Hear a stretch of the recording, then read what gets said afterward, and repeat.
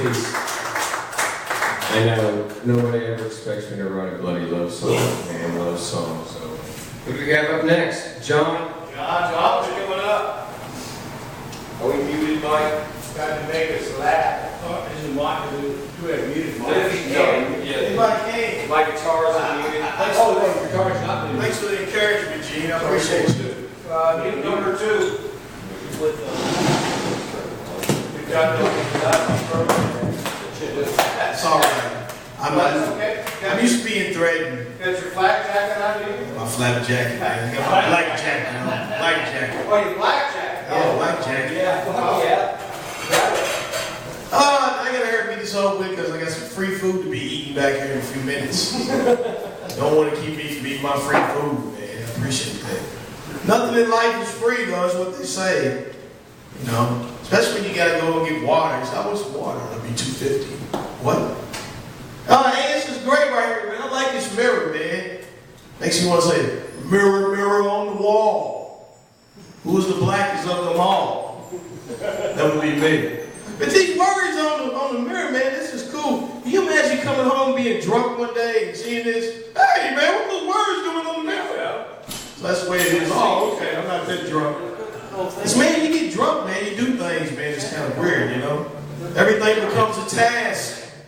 It's hard to do something real simple, man, when you get drunk. I remember one time getting drunk, so drunk, I went to use the restroom, and I tried to wipe my back, man, for probably like 20 minutes. I just couldn't get it. I was like, man, you know, I must be in the wrong place.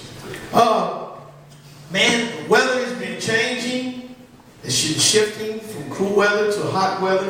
It's really hot. And you can tell when it's really hot, man, because people walk down the street and they walk funny. And you speak to them, you say, hey, how you doing? They just look miserable, man. Only person that likes this type of weather when it gets real hot is the devil. You see the devil walk down the street and say, hey, this is great. Not as hot where I'm coming from, but it's hot, you know. I'm on my way to a barbecue. You want to go? The devil, man, it's funny, though. It really is. I always wondered what it would be like to work for the devil. You know? I don't want to go and find out, but, you know, I just wonder, man, because, you know, there's no lunch breaks. Now, there can't be. No lunch breaks. And even if you get mad and say, man, I want to talk to my union rep. Ain't no union rep down here. Get back over and shovel that coal with Hitler over there, you know? So you know it's supposed to be. You're probably going to hell too, sir, right? One that's walking with this one bottle. He's on his way down there. Are you going Yes.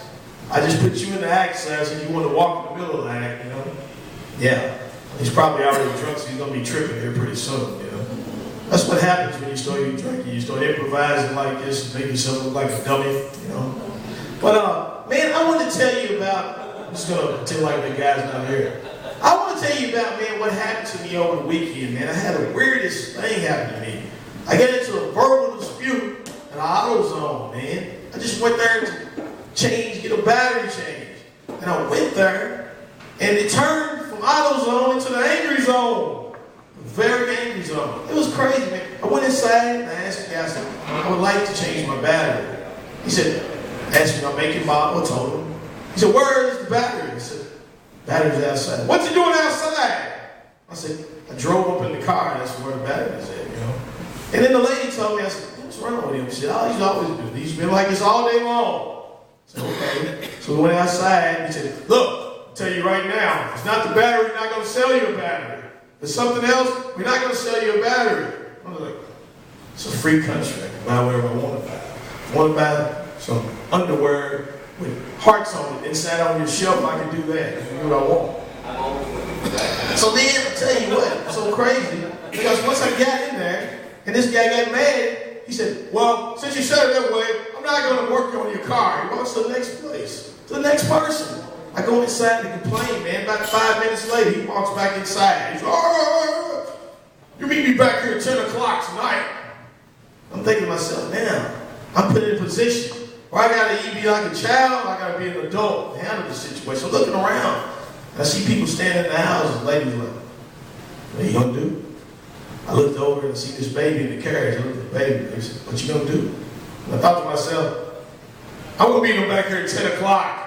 Come back at 10 o'clock, and that's when the cops locked me up. So now I'm in the back of the car, man, at AutoZone. And right before they took me down to jail, the manager comes outside. He said, "Oh, don't take him away. You want to fill out this form first and tell me exactly how our customer service was." Really? So they take me down to jail, man. I go to jail. And when I get down there, I start running into people, man, that I went to school with. I said, "Wow, this is my class reunion." You know? And they said, "How's it going, John?" I said, "Well, apparently both of us are doing bad. It's horrible." And the thing about it is, like, I hate when you get down there, man, because they appointed me a public attorney. That's like the lowest person you can have. A public attorney, man, they probably get their lawyers, their doctor, and their paperwork probably down in somebody's basement, man, because those people don't really care. They don't. Have you ever seen somebody with a public attorney? The public attorney looks worse than the person that's going to go to jail, you know? And I always thought to myself, when I was in school, I could be a lawyer. I could. Because when I went to college, I could have did whatever I wanted to do. But I was one of those type of kids, I didn't care much. I just went to school. It was school to go to school. People would come up to me and say, "What are you doing?" So I'm going to college. So what type of grades you make? So, "I'm going to college." That's all you need to know. You don't need to know anything else. But I just I think about that, man. You see people on television, those lawyers, they always look so calm and cool. Even the people who are facing time, 500 years, they just sit there like this. And I know they got to be on drugs or something, man. They got to be out there. They cool, man. Because I know if it was me and I was facing 500 years, I'd have to have plenty of diapers, toilet paper, everything. Because I'm going to cry and poop every time if the lawyer, the judge is talking. So Mr. Maupin, I ain't even said nothing yet, you know. But I know I'm going to go ahead and end this because there was not enough laughs in the audience. And that's okay. Because I hope everybody's car stops on the way home. Have a good night. Laughing on the inside. That didn't help. I appreciate it.